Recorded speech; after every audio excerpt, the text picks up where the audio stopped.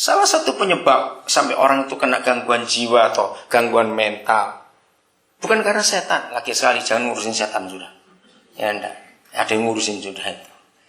Itu karena orang itu tidak hidup di alam realita. Ya. Nah, apanya yang hidup di alam realita? Hidupnya enggak di hari ini. Bisa di hari kemarin dan di hari yang akan datang. Wah, itu menakutkan karena dia enggak eksis hari ini. Berarti dia makhluk halus. Karena enggak ada di hari ini atau orang. Coba bayangkan, renungkan ini. Kenapa Paulus berkata dalam Filipi pasal yang ketiga ayat 12-13, aku melupakan apa yang telah di belakangku, tapi mengarahkan diri pada yang di depan. Artinya aku enggak mau diganggu dengan yang di belakang. Kenapa? Karena orang yang berjalan sambil noleh ke belakang, apalagi lari, jangan coba, itu bodoh betul. Jadi apa kira-kira? Oh, bukan cuma nubruk, babras semua itu. Lari sambil noleh ke belakang, walaupun dikejar anjing, jangan sekali-kali. Tetap lihatnya harus ke depan. Satu kali saya dapat tulisan juga bagus, ya. Tidak mungkin ada mobil yang cuma punya satu kaca. Harus punya dua kaca. Satu kaca lihat ke depan, satu kaca lihat ke belakang. Yang kita sebut spion itu. Nah, perlu sesekali kita lihat ke belakang. Tapi jangan lihat ke belakang terus, jadi apa nanti? Ya nabrak. Perlu. Kenapa kita perlu sesekali melihat ke belakang? Itu sebagai pelajaran. Oh ya, aku dulu pernah jatuh. Oh ya, aku pernah ini. Tapi jangan lihat ke situ terus. Nanti kita nggak maju-maju. Tuhan berkati. Saudara, jadi kalau kita tidak hidup di alam nyata, yaitu hari ini, bukan kemarin dan besok, maka kita hidup dengan Bapa kita. Saudara, Immanuel itu present tense. Betul nggak? Immanuel itu adanya cuma di hari ini. Dia nggak akan ada di hari kemarin. Karena kita nggak ada di situ. Dan dia nggak mau ada di situ karena nggak ada kita. Immanuel pun nggak akan ada di hari esok. Karena kita belum sampai situ juga. Dia adanya di hari ini. Maka itu kalau semua kita bisa hidup dengan waktu Bapa kita ini. Wah, hidup itu menyenangkan dan indah. Tidurnya juga nyenyak. Nggak cuma kedip gitu ya. Orang yang susah tidur. Oh, Tuhan berkati lagi. Orang yang susah tidur itu cuma ada satu di antara dua. Kalau dua-duanya lebih celaka lagi dia. Kalau nggak terlalu ditarik-tarik ke belakang terus oleh iblis, ya didorong-dorong maju ke depan terus. Nah, kalau sampai maju mundur, mau celaka sekali dia hidupnya itu. Bisa bayangkan betapa capeknya dia. Nah, ayo kita periksa diri kita. Yang akhir-akhir ini kita terbawa di waktu yang mana dalam hidup ini? Ingat Efesus 5. Paulus pernah berkata, waktu-waktu ini adalah jahat. Gunakan dengan baik. Dengan hikmat Tuhan. Artinya apa? Supaya kita tidak kalah. Saudara, ingat. Setan sangat tidak mau kita hidup di hari ini. Catat itu baik-baik. Setan sangat tidak mau kita hidup pada di hari ini. Dia akan melihat kelemahan kita. Kita lebih cenderung ke masa lalu atau lebih cenderung ke masa depan. Nah, setan akan tahu itu. Orang yang terlalu pesimis itu suka senyum sendiri, tertawa sendiri. Kenapa? Bukan gila, hampir tapi. Karena dia bayangkan, wih, aku besok jadi mantunya Obama, dia tertawa sendiri. Jadi terlalu jauh ke depan dia. Ngerti mas? Oke. Nah, tapi kebalikannya, kalau orang itu didorong ke belakang, mukanya akan cemberut terus. Coba, betul atau tidak? Yang kecepatan ke depan senyum-senyum sendiri. Karena dia bayangkan, wah, nanti aku jadi orang kaya, aku begini, aku begitu. Kemana sih senyum sendiri? Karena bayangannya ke depan. Tapi orang yang dibawa ke belakang oleh iblis akan cemberut terus. Karena penuh penyesalan. Nah, kalau kita cari dalam kalimat atau dalam kata-kata, ya, maka itu jujur ya pada diri sendiri. Kalau saudara ketemu orang yang suka ke belakang pikirannya, so mundur yang kemarin, yang tahun lalu, yang dulu.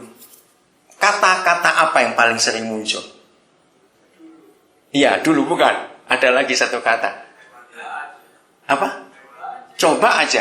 Hampir betul. Emani bahasa Surabaya itu. Ada satu lagi. Seandainya. Jadi tiap kali ngomong, aduh seandainya pacarku nggak mati tahun 84 aku sudah punya cucu. Ini. Jauh bener. Seandainya rumahku nggak kebakar. Seandainya.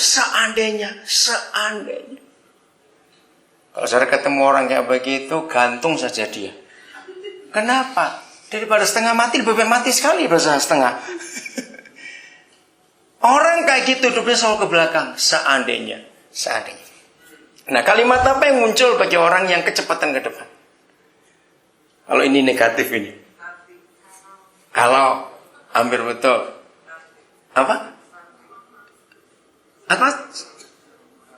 Nanti, bukan. Seumpama, bukan. Gini, orang yang sama ke depan itu bilang, jangan-jangan. Ya kalau iya. Ya, jangan-jangan. Loh, betul nggak? Loh, ya atau tidak? Coba jawab ini kok. Aduh, ya kalau enggak, kalau ya. Aduh, jangan-jangan. Ini yang negatifnya itu. Karena selalu takut. Jangan-jangan. Saudara, maka itu jangan pernah mau dikalahkan. Katakan amin. Yesus Tuhan kita adanya present tense. Dia ada selalu pada hari ini bersama dengan kita semua. Saudara masih ingat doa Bapa kami? Ya, kata waktunya kapan? Kata waktunya hari ini. Present tense. Walaupun cuma ada di kalimat berikanlah kepada kami pada hari ini makanan kami secukupnya. Tapi seluruh kata waktu, kata kerja waktu di doa Bapa kami adalah pada hari ini. Itu menunjukkan bahwa Bapa kita dan Tuhan Yesus dan Roh Kudus ada pada hari ini.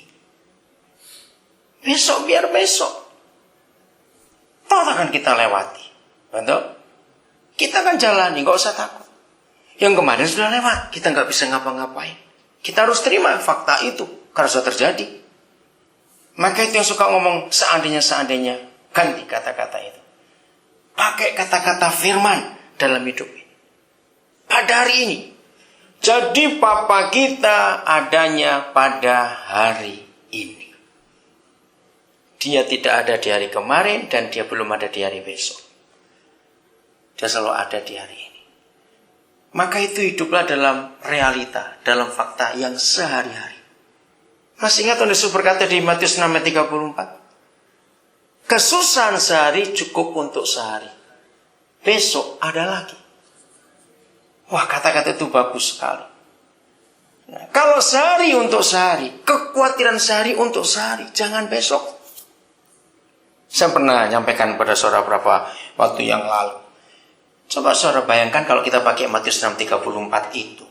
Seandainya hidup setiap hari yang kita pikul kan berat bukan?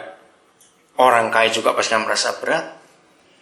Nah, sebut beban hidup satu hari itu kira-kira berapa kilo? Kira-kira aja 80 dah. Ya.